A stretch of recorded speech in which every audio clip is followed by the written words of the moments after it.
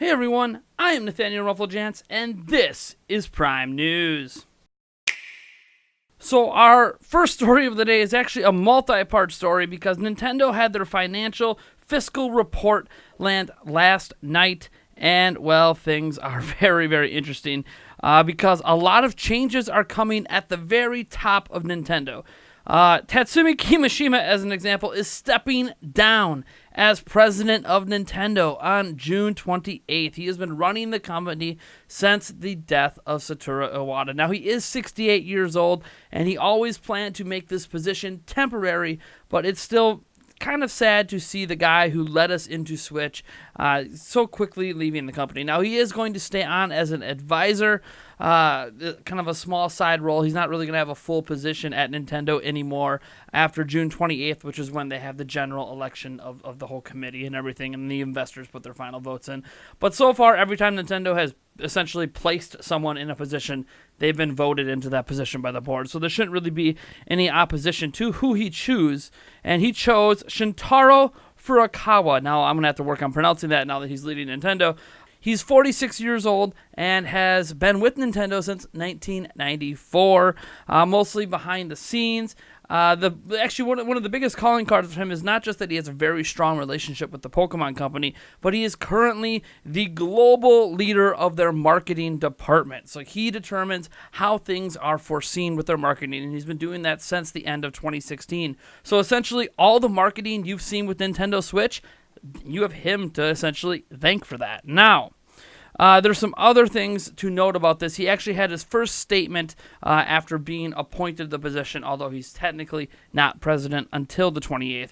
He said, "We will develop the company to the fullest. I will balance Nintendo's traditions, originality, and flexibility." So some pretty strong words from him.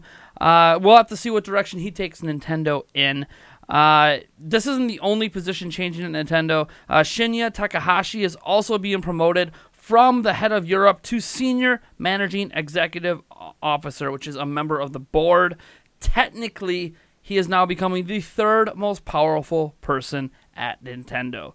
Only Furukawa, who is the president that runs the entire company, and Shigeru Miyamoto rank ahead of him. So if you're looking at that pecking order, he had just moved on from leading Nintendo of Europe to becoming the third most powerful person in the whole company. So that's very interesting to note. Also, Takahashi Tezuka, you guys might know him most famously for leading the Mario franchise for such a long time. He is getting promoted as well to executive officer of the board of directors, although he's going to still maintain his current role, which is a senior officer. So he's still going to be involved in game making and everything. He's just going to also oversee the board of directors, which essentially means he's going to be gathering the votes of the board on various things and making sure all the policies are followed and all of that jazz.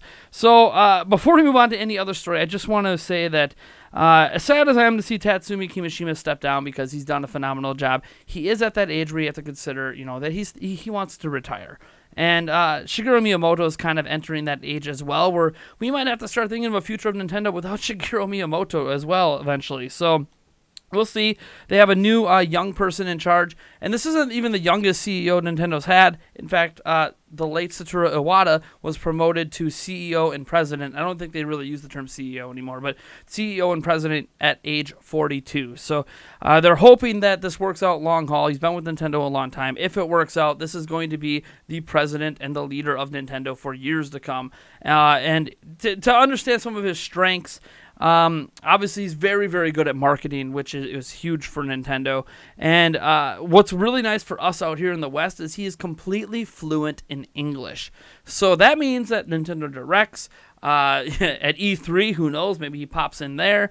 At various things involving the West, he can speak directly to us instead of through a translator. Satoru Iwata did that in parts, but still had translators for some things. But being fluent is important for communication worldwide. Obviously, he speaks fluent Japanese as well. So this is going to be extremely interesting to see the direction of Nintendo under him. I don't expect the marketing of Switch to change much since that was him anyways. But yeah, we'll see where Nintendo goes from here. You know, a younger person in charge. Nintendo's been talking about going younger for a while, so we'll just have to cross our fingers and hope for the best at this point. The second story we're actually going to talk about also comes out of that investors meeting, and that is that we now know the Switch has sold 17.79 million units at the end of the fiscal year that ended March 31st, 2018. They only expected 15 million, so they exceeded their expectations by almost 3 million units. What's also interesting is they actually expect to ship 20 million units. So this is 17.79 sold through. They're expecting to ship and hopefully sell 20 million units in this fiscal year that ends at March 31st, 2019. The Switch did phenomenal for its first 13 months on the market, because you got to remember the initial launch month was actually part of the prior fiscal year. So combine the sales together, they almost hit 20 million in 13 months. That is insane, and they're expecting to hit 20 million in this. They're expecting this to be almost at 40 million by this time next year. So we'll see what happens. They're obviously going to need the software support to get there, and that actually takes us to our next story, and that is that they did do a sales update on their software. They now have 8 titles that have sold over 1 million units that they are listing. They only ever list their top 10, and currently they have to sell at least 1 million, so they have 8 Nintendo titles, Nintendo created titles. The number one selling title right now is Super Mario Odyssey at 10.41 million units. Mario Kart 8 Deluxe right behind that at 9.22 million. Breath of the Wild is at 8.48 million. Splatoon 2 at 6.02 million. 1-2 Switch at 2.29 million. ARMS at 1.85 million, Xenoblade Chronicles 2 at 1.31 million, and Kirby Star Allies, which just released last month, at 1.26 million. Those are the top 8 Nintendo created software on the Switch. Now, there's a lot of interesting notes here. For starters, Mario Kart 8 Deluxe has officially shattered the sales of Mario Kart 8 on Wii U. So anyone who thought that was a mistake to release, Nintendo obviously disagreed, and they got it right, at least in terms of sales. What I actually think is really interesting is Breath of the Wild is now the best-selling Zelda game, not only for an individual launch platform, which right now, or before this game, was Ocarina of Time, that sold 7.6 million units on N64. It also topped Twilight Princess, which sold a combined 8.77 million units across Wii and GameCube, because Breath of the Wild has topped 10 million units across Switch and Wii U. Thus, it has become the best-selling Zelda game of all time. Of all time! Nintendo did it. They crossed the 10 million mark. And the thing is, they're probably going to cross the 10 million mark just on Switch over the next year. This is insane to me. I've been covering the Zelda series for a long time, so excuse me if I'm a little excited here. Who cares about sales, right? But Nintendo has been, especially AJ Aonuma, has talked about that fabled 10 million sales mark for a long time, and they did it with Breath of the Wild. So it's actually leads to an exciting future for the company and for Zelda, because what are they going to do now? Zelda is peaking. It is 30 years in, 31 years at this point, and peaking. So what's next? We'll have to wait and see. But Zelda is up there now. It's up there with the 3D Marios of the world. Speaking of 3D Mario, it turns out that Super Mario Odyssey is actually on pace to become the best-selling 3D Mario game. Currently, it is number 2 behind Mario 64, which sold 11.89 million units. So sometime this summer, I fully expect Super Mario Odyssey to actually become the best-selling console 3D Mario game. I know 2D Mario games have insane sales. Like, I think there's some at 30 and 40 million. It's not close to that, but for 3D Mario games, it is up there. Also interesting to notice that Xenoblade Chronicles has followed this path as well. It's not only the best-selling Xenoblade game ever, it is also the best-selling Xeno game ever. So that includes Xeno Saga and all the other Xeno games out there. So no game has sold better than it, and the sales are probably going to continue to grow. Wouldn't be surprised if Xenoblade Chronicles 2 one day hits 1.5, 1.6 million. Not too bad for a JRPG in a niche genre, one that even doesn't even run that well on Switch, but it's sold very, very well. People are very interested in it. How about ARMS at 1.85, right? Like, that's a brand new IP in a niche arena style fighting. It's just, man, that's really good. In Splatoon 2. I mean, Splatoon 2 sold almost 2 million more units than Splatoon 1. A clear success story. Newer IP for Nintendo. It's only been around since 2015. Good stuff there. All around, the Switch and the games from last year, plus Kirby Star Allies, right? Just killing it in sales. We'll have to see what happens the rest of this year. Right now we know Fire Emblem and Smash Bros. And I think Yoshi are all confirmed for this year from Nintendo. But we'll have to wait and see what else is going to land this year, or this fiscal year. In other news, the SNES Classic has sold 5.28 million units, which is really impressive when you consider the NES Classic only sold 2.3 million units at the last update it got, which was the fiscal year of 2016, 2017. So, yeah. I guess I'm not surprised. Remember when Reggie Fils-Aimé told us that they were going to keep this thing in stock? Well, guess what? They've been still restocking it to this day. You can still buy SNES Classics. I've seen them on Walmart. I've seen them on GameStop's website, at least, and even in store at some locations locally. I've seen them at Best Buy. They're everywhere. The SNES Classic is... Man, it is blown up and going to continue to sell. I think 6 or 7 million isn't actually pushing this too far. And we know the NES Classic is coming back this summer. So when that happens, who knows? That might quickly catch up as well, because the demand for that was so high, Nintendo couldn't keep up before they discontinued it.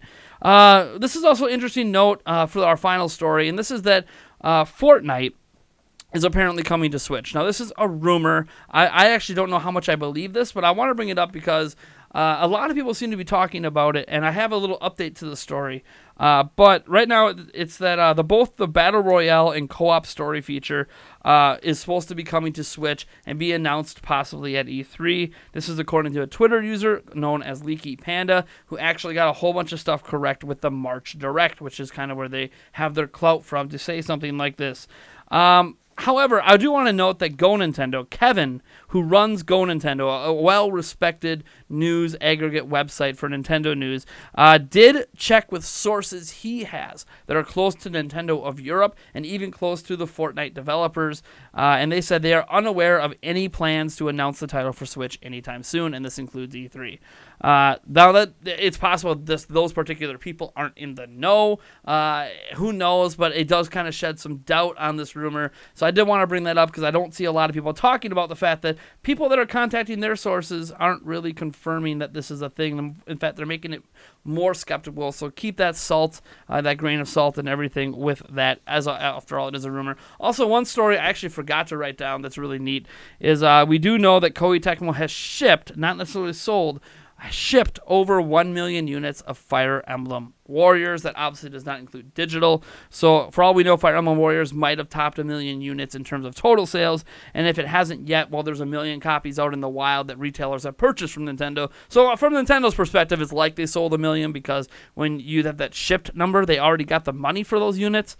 But yeah, sold through, I expected to be over 1 million. They didn't really give us any exact sales figures on that from their own financial report. But yeah, exciting stuff. Like, this is just a day chock full of everything. And what's going to be interesting is that on tomorrow's episode of Prime News, we'll be covering some comments that are made at the Q&A session, which hasn't occurred yet at the time of recording.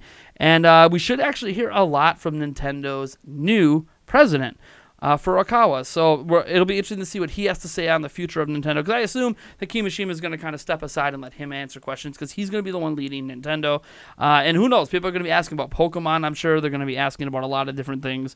And I do have to note at this point, it does appear that I might be incorrect on Pokemon news coming this week. After it was just rumors, and I just was speculating, but I was probably wrong on that front. Oh well.